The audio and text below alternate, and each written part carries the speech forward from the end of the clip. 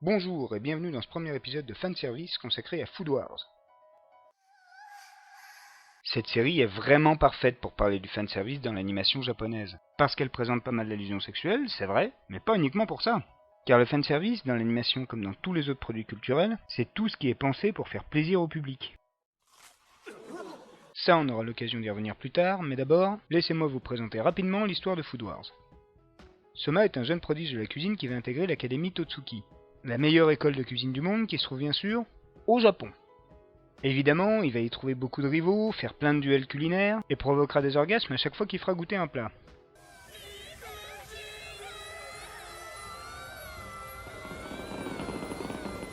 Personnellement, quand je regarde une série, j'essaye toujours de me poser les trois mêmes questions.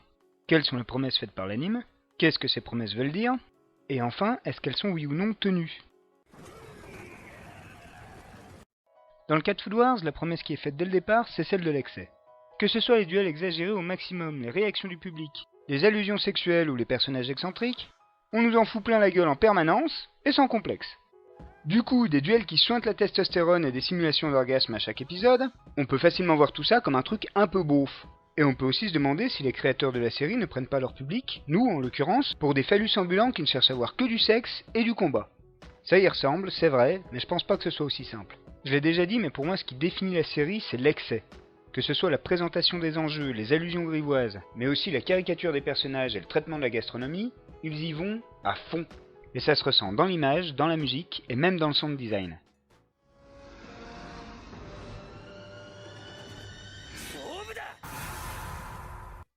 Pour moi, Food Wars ne prend pas son public pour un tas d'obsédés de la braguette, mais cherche plutôt à offrir un spectacle sans complexe ni limite. Sauf peut-être celle de la censure. Cette ligne rouge à ne pas franchir si on veut être classé tout public et être diffusé auprès d'une large audience. Et c'est le seul petit reproche que j'aurai à faire à la série. Elle reste quand même un peu trop politiquement correcte.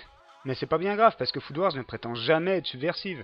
Food Wars tente d'être potache, délirante, volontairement débile mais rien de plus. Et c'est plutôt réussi, je veux dire. Personnellement, je me foutais de savoir si le héros allait gagner ou non ses matchs. Tout ce qui m'intéressait, c'était de voir à chaque fois jusqu'où irait le délire. Et là, je peux dire que j'ai jamais été déçu. En fait, pour moi, Food Wars tient vraiment toutes ses promesses. Et en ça, c'est une série réussie. Mais vous allez me dire, d'accord, la série tient ses promesses, c'est bien beau, mais elle peut pas rivaliser avec un animé beaucoup plus sérieux ou ambitieux. Eh ben, d'une certaine manière, presque. En fait, je pense qu'un animé, c'est un bien de consommation comme un autre. Ça peut paraître dévalorisant de dire ça, mais c'est pas vraiment le cas. Si on prend la gastronomie comme point de comparaison, on se rend compte que les plats servis dans les restaurants constituent également des biens de consommation. Et ça, c'est valable pour tous les types de restaurants. Par contre, on va pas dans le même restaurant pour un mariage, pour une sortie en famille ou un repas entre potes. Eh bien, l'animation, c'est pareil. Vous n'allez pas choisir la même série selon votre humeur, votre état de fatigue ou bien les personnes qui sont avec vous. Et en gros, vous pourrez adorer ou détester un animé selon les conditions dans lesquelles vous le voyez. Et concernant Food Wars, je pense que c'est le genre de série qui se regarde un peu bourré, avec des potes, et quand on n'a surtout pas envie de se prendre la tête. Et c'est pas honteux, ça. Pas plus en tout cas que de se faire un McDo ou un Quick en revenant du ciné. Food Wars est une série qui affiche clairement ses ambitions et qui les réalise. Et c'est déjà pas mal.